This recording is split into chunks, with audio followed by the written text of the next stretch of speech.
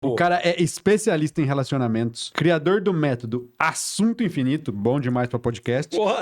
O cara tem mais de 1 milhão de seguidores nas suas redes sociais. Rafael Albano, nerd sedutor. Seja muito bem-vindo, meu xará. Obrigado. Como é que você tá? Bom Tudo demais? certo, obrigado pelo convite, pessoal. Como é que é essa parada do assunto infinito? Como assim? É um prompt do ChatGPT? Antes, isso eu fiz antes do chat GPT. Como é que é isso? É um prompt que a pessoa vai lá e, pô, é um assunto totalmente infinito? Assim, o que acontece? Eu sou, como ele mesmo apresentou, sou um especialista em relacionamento. E hoje, se você parar pra questionar as mulheres, qual é a principal reclamação delas é com relação aos homens que não sabem conversar. Tanto nas etapas iniciais do processo de conquista, naquela parte da paquera, do flerte, quanto em relacionamentos já estabelecidos, a parte do marido não conversar com a esposa, não saber se relacionar. Então, eu estudei muito a fundo a comunicação entre casais e eu desenvolvi um método para ajudar os homens a aprender como conversar melhor. Por quê? Homens e mulheres conversam em uma frequência completamente diferente. Homens são muito mais lógicos, homens conversam de acordo com a necessidade do momento. E as mulheres, elas são muito mais emocionais, conversam projetando seus sonhos, seus desejos, suas emoções. Então, você, não, como um homem, não precisa conversar na mesma frequência de uma mulher, mas você tem que entender. Eu já fui estudante de jornalismo e uma das primeiras lições que eu aprendi no jornalismo é que a mensagem ela tem que ser clara, tem que ser objetiva e tem que ser compreendida pela outra parte. Então, se você não está se comunicando da maneira certa, deve ser por isso que a outra pessoa talvez não esteja compreendendo e também talvez seja por isso que a outra pessoa não está gostando, né? E nas relações pessoais é importante que os dois estejam confortáveis ali com a dinâmica que está sendo estabelecida, né? E aí eu desenvolvi um método baseado em estudos onde eu diferencio as categorias de assunto, né? Numa etapa inicial onde ainda não há intimidade, você tem que entrar em conversas que você pode, né? Depois, conforme você vai adquirindo intimidade, você pode entrar em brincadeiras, em suposições, em provocações, em flerte. E aí vai desde a etapa da conquista, né? Um método que foi desenvolvido primeiramente assim para ajudar os homens na arte da paquera, da conquista, que é uma das minhas especialidades. Eu gosto muito de falar sobre sedução. A gente até pode falar um pouco disso depois. E também utiliza-se esse conceito para quebra de gelo, para negociações também pode ser utilizado, né? Porque eu venho de uma base de experiência em vendas, em negociações e tal. Então é amplo, né? Queira ou não, a comunicação hoje ela é a base de tudo, né? De todas as relações pessoais, não só para as relações amorosas, mas para relação de negócio, para relação familiar. Então eu desenvolvi um método aí que hoje a gente já conta com mais de 30 mil alunos. Caraca, né? E desde 2017 eu venho aprimorando esse método, enfim. E o assunto infinito foi isso. E até vi vocês falando sobre o patrocinador, e é uma marca registrada, e é uma marca que, olha, eu já tive muita dor de cabeça, porque os meus concorrentes adoram citar assunto infinito, colocam o nome nas páginas de venda, fazem criativos e anúncios usando o termo assunto infinito. Mas assunto infinito é uma marca, como Coca-Cola, como qualquer outra. As pessoas não podem fazer isso, mas os concorrentes adoram. Eu ainda não processei ninguém, mas já peguei o telefone aqui do... Tem que mandar derrubar, tem que mandar derrubar. Aqui, porque, olha, tem muito cara que usa em nome de produto, em página de venda, em headline de anúncio, no texto, né, do anúncio, e às vezes me dá uma dor de cabeça isso aí. Mas puta nome foda, né? Assunto infinito, puta nome foda. Com certeza, pô, é bem provocativo, né?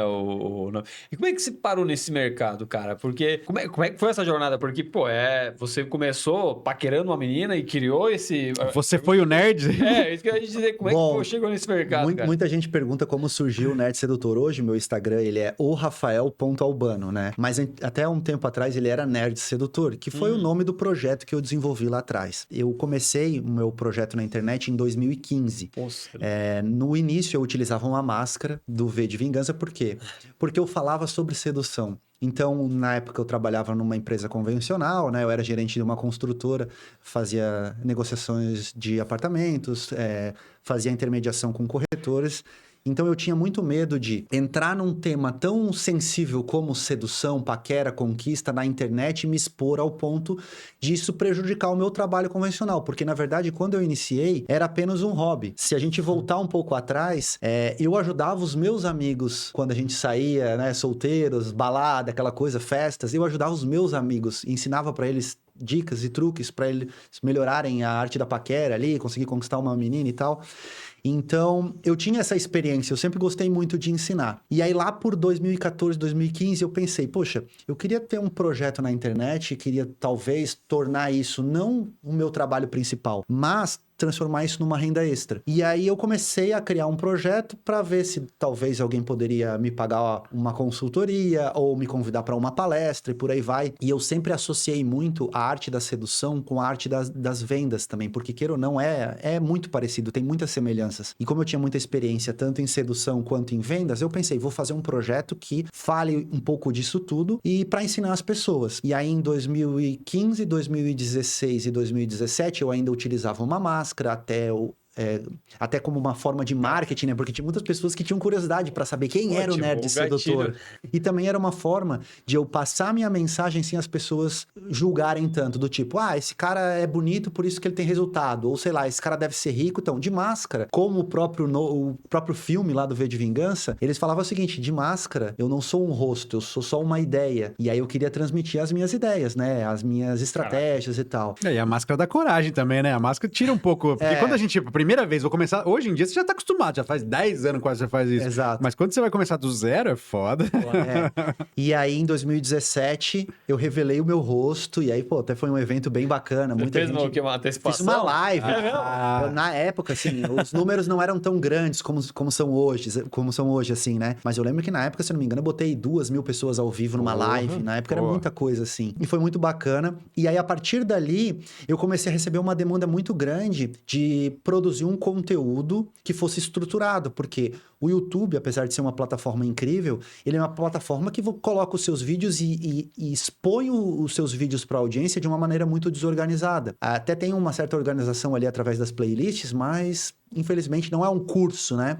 E as pessoas começaram a me pedir, cara, eu queria que você escrevesse um curso, queria que você escrevesse um livro, queria que tivesse um conteúdo que, tivesse um passo a passo. E aí começou a surgir as ideias dos cursos. O primeiro curso que eu lancei foi um curso de desenvolvimento social para época de escola e faculdade, para rapazes que eram tímidos e não conseguiam se relacionar com as pessoas. Então, até hoje em dia é uma parada bem importante, porque a gente tem muito questão de bullying em escolas, faculdades, alguns caras se excluem, não conseguem se relacionar. E eu considero essa época da vida muito importante, porque é uma época que você vai estabelecer muitas vezes o seu círculo social da fase adulta. Se você não tem uma relação muito forte ali com as pessoas na época de escola e de faculdade, você pode crescer um adulto sozinho, sem amigos, sem um círculo social, sem oportunidades de negócios, de trabalho, sem oportunidades até de se relacionar amorosamente e tal. Então, eu produzi um curso que ajudava os jovens a se desenvolver na época da escola e da faculdade e interagir socialmente, participar dos eventos e por aí vai. Basicamente, soft skills para os caras perderem a timidez, destravarem e conseguirem socializar, né? Até porque se você for fazer uma relação, pensar hoje sobre a sua sala da escola,